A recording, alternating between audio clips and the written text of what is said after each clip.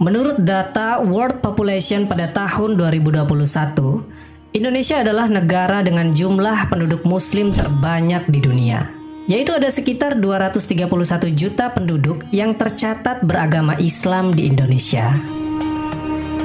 Tentunya dengan jumlah sebanyak itu, agama Islam mulai masuk pertama kali ke Indonesia bukanlah secara instan, melainkan masuk secara berangsur-angsur dan menyebar ke seluruh kepulauan di Indonesia ini.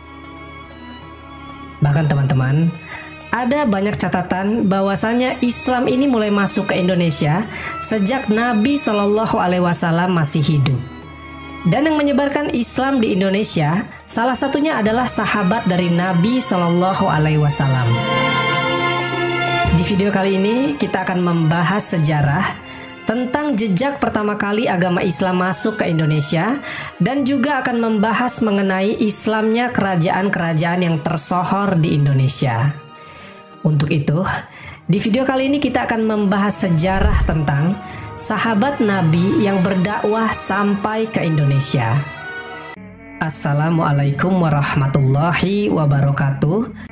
Di dalam buku-buku sejarah yang membahas tentang pertama kalinya agama Islam masuk ke Indonesia, pasti di sana akan tertulis Islam pertama kali masuk ke Indonesia melalui dakwah pedagang Gujarat, India. Teori ini dinamakan dengan teori Gujarat. Jadi ceritanya, para pedagang muslim asal Gujarat, yaitu daerah yang terletak di barat India, berbondong-bondong datang ke Nusantara untuk berdagang sekaligus menyebarkan agama Islam. Dan ini terjadi di perkiraan sekitar abad ke-13 Masehi.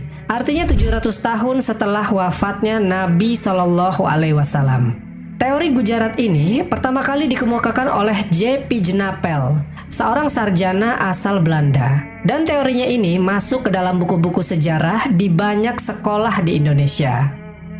Tapi teman-teman, P. Genapel membuat teori tersebut karena notabene ingin menutupi fakta sejarah bahwasanya Indonesia adalah bagian dari kekhalifahan Utsman bin Affan. Nah, biar P. Genapel mendapatkan kepercayaan orang-orang atas teori Gujaratnya tersebut, dia sampai-sampai belajar bahasa Arab dan mengaku kepada orang-orang bahwa dia adalah seorang muslim. Bahkan sampai mengawini seorang wanita muslim yang merupakan anak seorang tokoh besar di zamannya.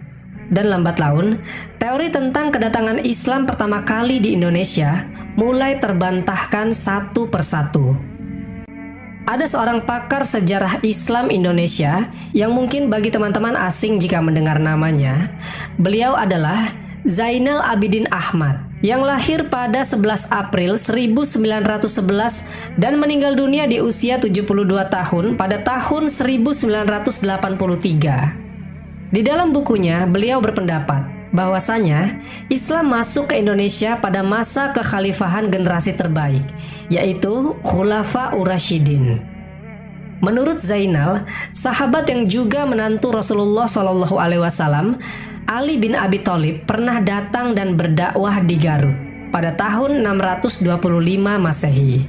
Kemudian Ja'far bin Abi Thalib berdakwah di Jepara, Kerajaan Kalijangga, Jawa Tengah atau Jawa Dwipa, sekitar tahun 626 Masehi. Sedangkan Sa'ad bin Ka'ab berdakwah di Sumatera Barat, kemudian kembali lagi ke Madinah sekitar tahun 626 Masehi.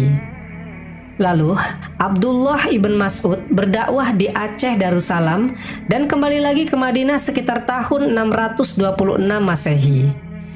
Sedangkan Abdurrahman bin Mu'az bin Jabal bersama putra-putranya Mahmud dan Ismail berdakwah dan wafat dimakamkan di Barus, Tapanuli Tengah, Sumatera Utara sekitar tahun 625 Masehi.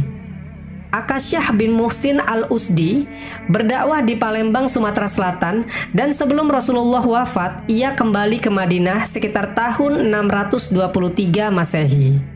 Bahkan teman-teman, sahabat Rasulullah yang berasal dari Persia, yaitu Salman Al-Farisi, berdakwah ke Perlak, Aceh Timur, dan kembali ke Madinah sekitar tahun 626 Masehi. Pendapat Zainal Abidin ini mungkin saja akan bertentangan di hati kita dan menganggap pendapat dari Zainal Abidin ini terlalu mengada-ngada. Tapi banyak para pakar yang mengatakan Zainal Abidin Ahmad merupakan orang yang jenius. Dia mengambil banyak kitab-kitab sejarah sebagai referensi untuk membuat buku-bukunya itu. Ada sebuah catatan aneh yang terdapat di dalam Pustaka Raja-Raja Ibumi Nusantara yang merupakan bagian dari naskah Wangsakerta. Isinya begitu jelas dan terperinci menceritakan sejarah Nusantara dari peradaban purba hingga masa kerajaan Islam. Pada sekitar tahun 536 Masehi, di tepian Sungai Musi, Palembang, telah ada pelabuhan internasional. Pelabuhan ini menjadi sarana tempat pengiriman rempah-rempah berupa gaharu, pala, lada, cengkeh, dan kapur barus. Dan rempah-rempah itu dikirim ke berbagai negara seperti Yaman, Mesir, Cina, India, Persia, dan sebagainya. Pelabuhan internasional ini, teman-teman, ketika itu berada di bawah kekuasaan Kerajaan Sriwijaya dan di bawah kendali Kerajaan Melayu Sribuja. Teman-temanku seiman, pada sekitar tahun 628 Masehi, Raja Sriwijaya kedatangan seorang utusan dari tanah Arab yang bernama Akasyah bin Muhsin al-Usdi. Akasyah ini, teman-teman, diutus oleh Nabi akhir zaman untuk menyampaikan dakwah Islam kepada Raja Sriwijaya. Utusan dari Nabi Shallallahu Alaihi Wasallam ini mendapatkan sambutan yang baik dari Raja Sriwijaya. Salah satu alasannya kenapa Akasyah disambut baik adalah karena Islam adalah agama monoteisme yang memiliki kemiripan dengan agama yang dianut oleh para bangsawan Sriwijaya. Ketika itu, keyakinan para bangsawan yang menyembah hanya kepada satu Tuhan dinamakan ajaran Braham. Dan menurut yang tertulis di buku itu, ajaran Braham adalah ajaran monoteisme peninggalan Nabi Ibrahim. Makanya dinamakan Braham. Bahkan seorang penguasa Sriwijaya yang bernama Sri Indrawarman merupakan seorang penguasa Muslim dan menjalin persahabatan dengan Khalifah Islam Umar bin Abdul Aziz. Ini bisa dibuktikan dari penemuan sebuah surat kuno dari Sriwijaya ke penguasa Bani Umayyah yang diulas oleh sejarawan asal Pakistan yang bernama Eski Fatimi. Fatimi menuangkan hasil penelitiannya ke dalam sebuah buku yang berjudul The Two Letters from the Maharaja to the Khalifah. Fatimi menyebut bahwa pada tahun 100 Hijriah atau sekitar tahun 718 Masehi, seorang raja dari kerajaan Sriwijaya mengirim sepucuk surat untuk Khalifah Daulah Umayyah. Dan jika dilihat dari tahun surat tersebut, Khalifah yang dikirimkan surat oleh Raja Sriwijaya adalah Khalifah Umar bin Abdul Aziz. Karena Khalifah Umar bin Abdul Aziz adalah Khalifah Bani Umayyah yang berkuasa antara tahun 717 sampai 720 Masehi. Sedangkan raja yang mengirim surat adalah Sri Indrawarman. Yang menarik adalah isi dari surat itu agar bisa dikirimkan seseorang ke Nusantara supaya bisa mengajarkan dan menjelaskan tentang ajaran Islam. Kini surat-surat itu disimpan di Museum Oxford, Inggris. Pada tahun 640 sampai 650 Masehi, ada sebuah kerajaan yang bercorak Hindu bernama Kerajaan Kalijangga yang terletak di pesisir utara Jawa Tengah. Kerajaan ini dipimpin oleh seorang ratu bernama Ratu Sima dan anaknya bernama Ratu Jayasima. Ketika itu, ada seorang dari tanah Arab yang diutus pada masa Utsman bin Affan dari Bani Umayyah. Utusan dari Arab ini singgah di Kalijangga dan berdakwah di sana. Lalu, Ratu Sima dan putrinya masuk Islam dan memerintah antara tahun 646 sampai 650 Masehi. Ketika itu, teman-teman, Islam belum berkembang luas di sana. Maka Ratu Sima pun mengirim surat untuk didatangkan guru-guru supaya bisa berdakwah di masyarakatnya. Bukti-bukti keberadaan surat itu kini tersimpan di Museum Granada, Spanyol. Di Provinsi Sumatera Utara, lebih tepatnya di daerah Barus, Kota Tua yang terletak di pesisir Kabupaten Tapanuli Tengah, ada tokoh-tokoh yang berasal dari Jazirah Arab yang menyebarkan Islam di sana pada sekitar abad ke-7 Masehi. Ini adalah waktu yang jauh sebelum Wali Songo hadir di Nusantara. Buktinya adalah di sana ditemukan kompleks pemakaman kuno, salah satunya adalah makam dari Syekh Ruhnuddin. Yang tertulis di batu nisannya, beliau wafat pada tahun 672 Masehi atau 48 Hijriah.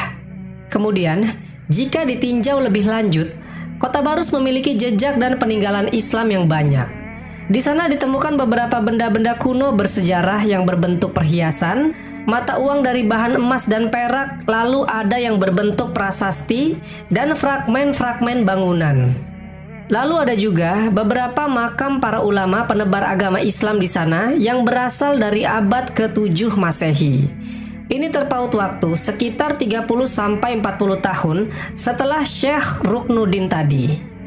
Makam-makam ulama itu yang paling terkenal diantaranya adalah makam Papan Tinggi, makam Mahligai, makam Syekh Mahdun, makam Syekh Ibrahim Syah, makam Tuan Ambar, dan lain-lain.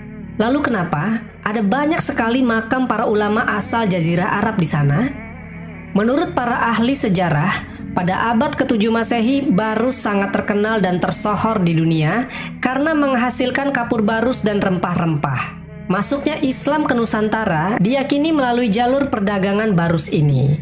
Jalur perdagangan ini dikenal sebagai jalur rempah karena para pedagang memiliki misi mencari rempah-rempah.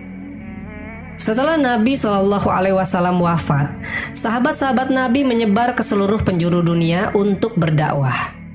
Ini menunjukkan bahwasanya Nabi SAW memiliki kehebatan dan keistimewaan dalam memimpin strategi dakwah Islam ke seluruh dunia. Jadi kesimpulannya, agama Islam masuk ke Indonesia pada abad ke-13 tidaklah benar, melainkan jauh sebelum itu. Ada sangat banyak sekali bukti kalau Islam telah lama berlabuh di Nusantara. Wallahu a'lam bishawab. Jadi itulah kisah tentang sahabat Nabi yang berdakwah sampai ke Indonesia. Semoga kisah ini bermanfaat. Lebih dan kurangnya mohon dimaafkan, yang benar datangnya dari Allah Subhanahu wa Ta'ala. Khilaf atau keliru itu datangnya dari saya pribadi sebagai manusia biasa. Sampai ketemu di kisah-kisah seru yang penuh makna selanjutnya. Saya akhiri. Wassalamualaikum warahmatullahi wabarakatuh.